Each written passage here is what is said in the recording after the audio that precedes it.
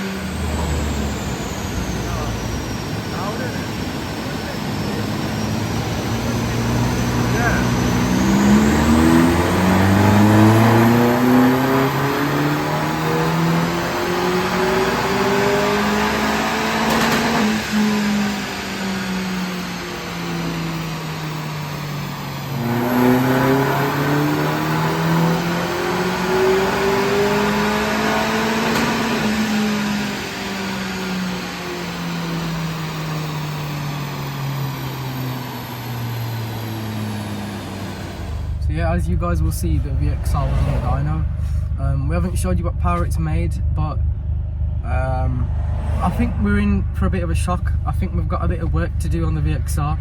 There's a few things we need to get sorted before we actually do get it pushing the power we wanted it to. My guess was it was going to hit about 190 on the dyno, but shockingly it's hit less than that. So there are a few things, as I said, we need to get fixed on this before we can think about getting it mapped. I'll show you guys the dyno as well.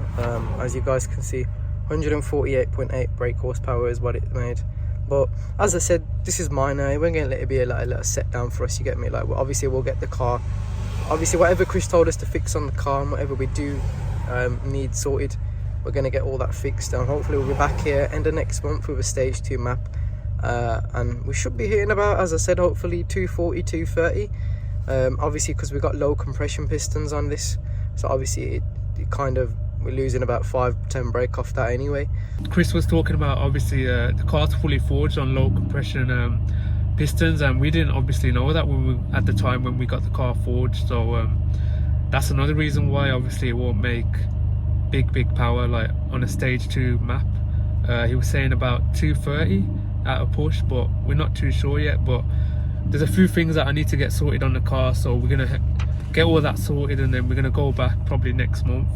I mean, I've drove the car as well, and honestly it does feel a lot quicker than 148 brake. As I said, like, that's what I said, I was shocked 148 brake, because we've raced quite a few cars and we've raced this with the ST.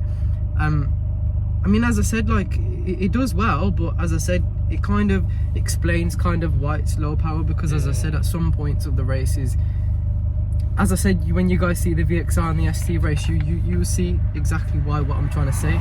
But as I said, we've got a bit of work to do on the car, but it shouldn't be, it's nothing major. As I said, we'll get this all sorted, and hopefully by the end of next month we'll have this car stage 2.